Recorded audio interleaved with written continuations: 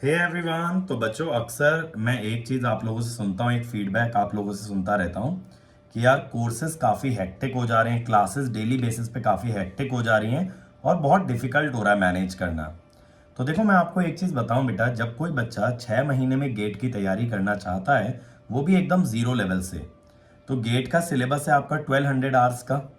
ठीक है, 1200 आवर्स का अगर सिलेबस है और आप 6-7 मंथ्स के अंदर कवर कर रहे हो, तो ऑलमोस्ट आपको 150 से 200 आवर्स पर मंथ करना पड़ेगा।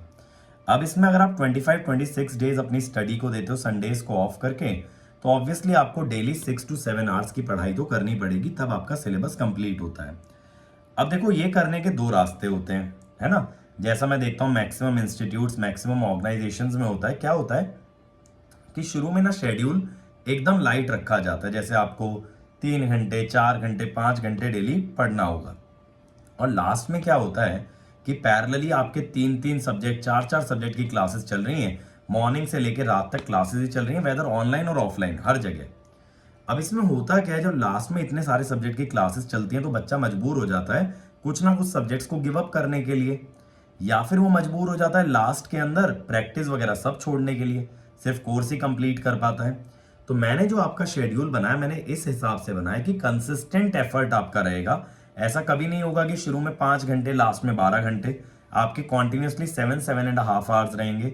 और इससे क्या होगा, लास्ट में जाके आपका शेड्यूल थोड़ा लाइट हो जाएगा, तब हम इसमें रिवीजन को ऐड कर पाएंगे, है ना। जो भी रिवीजन बैच अगर मैं लॉन्च करता हूँ, रिवीजन का सब्सक्रिप्शन लॉन्च करता हूँ, तो आप उसमें जुड़ पाओगे, आपको उसके लिए टाइम मिल पाएगा और तभी एक अच्छी रैंक बन पाएगी।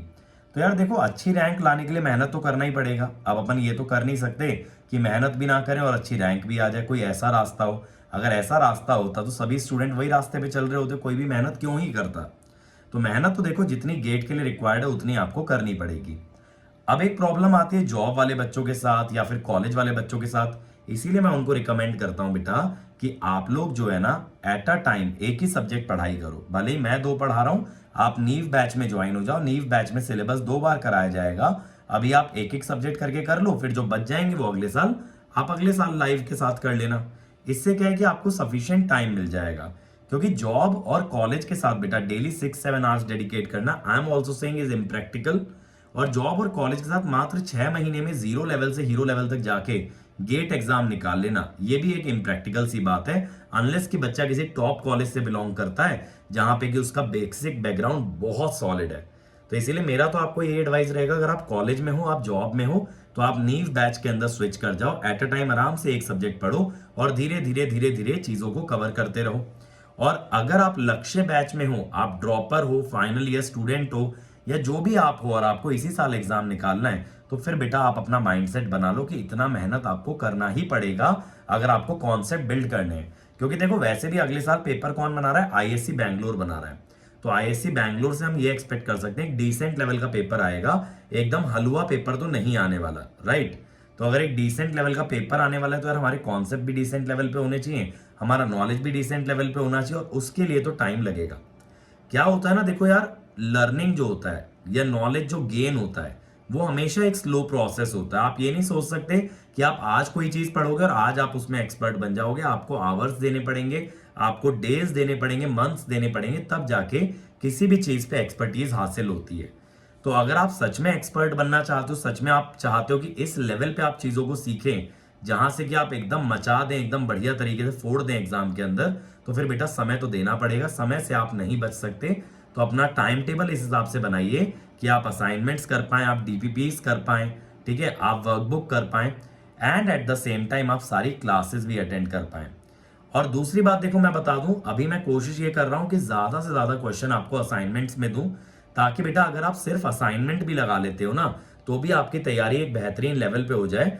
जबकि मेरे लिए बहुत डिफिकल्ट हो रहा है कि सारे असाइनमेंट पूरे पूरे मैं आपको सॉल्व कराऊं, still I am dedicating that much time to teaching. क्योंकि इस समय पे मेरा सिर्फ और सिर्फ एक फोकस है कि आप लोगों को बेहतरीन रैंक दिलवाना। उसके लिए मुझे जितना हार्डवर्क करना पड़ेगा, मैं करने के लिए रेडी हूं। तो मैं आपको ज्यादा से ज्यादा कंटेंट प्रोवाइड करने वाला हूं। चीजें थोड़ी सी हेक्टिक रहेंगी, लेकिन यार क्योंकि हमने मन बना लिया है कि हमें फोड़ना है गेट एग्जाम के अंदर, तो फिर हेक्टिक चीजों से गुजर करके ही होगा।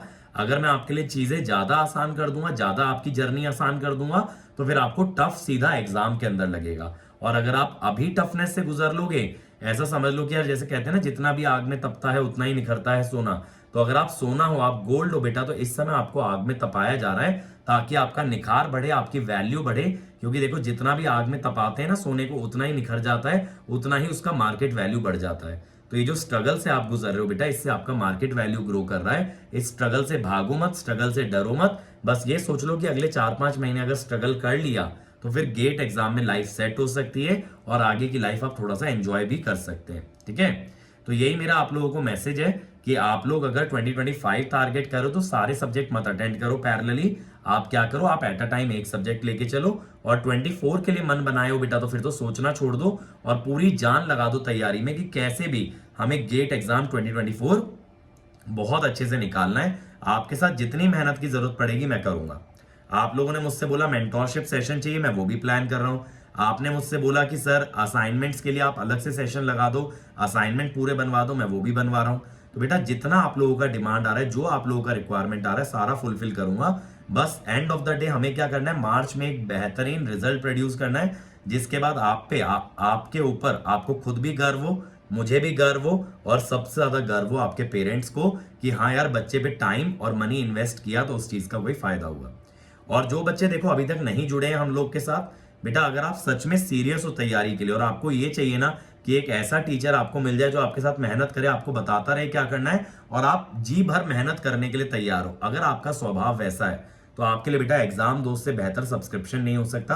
आप अभी हमारे लक्ष्य बैच और नीव बैच के अंदर एनरोल कर सकते हैं। प्राइजेस हमने ना 20% गिरा के रखे हैं, 20% लेस है प्राइजेस। तो अगर आप अभी एनरोल करोगे मिनिमम प्राइस में जुड़ जाओगे। और 27 जुलाई से हम लोग मशीन स्टार्ट करने जा रहे हैं, 1 अगस्त से कंट्रोल स्टार्ट करें, तो आप नए सब्जेक्ट के साथ हमारे साथ कंटिन्यू कर सकते हो। ठीक है, तो एक अच्छा मौका है, इसको हाथ से जाने मत दीजिएगा और फटाफट हमारे बैचेस का हिस्सा बनिए। और जिन लोगों को सिर्फ मशीन पढ़ना है तो मशीन का सब्जेक्ट वाइज कोर्स लॉन्च हो गया है, उस पे भी 20% डिस्काउंट है, लेकिन कोड लगाना पड़ेगा EM20। ठीक है, उससे मशीन के कोर्स पे 20% ऑफ हो जाएगा। और ये कोर्स 27 जुलाई से स्टार्ट हो रहा है, इसीलिए देर मत करो, जल्दी से ज्वाइन करो। ये सारे डिस्काउंट आपके एक्सपायर हो जाने वाले हैं बाय 27 जुलाई, इसीलिए अभी आपको जुड़ना है तो इमीडिएट जुड़ना चाहिए। ठीक है, so all the best to all of you and I hope you understand. Thank you.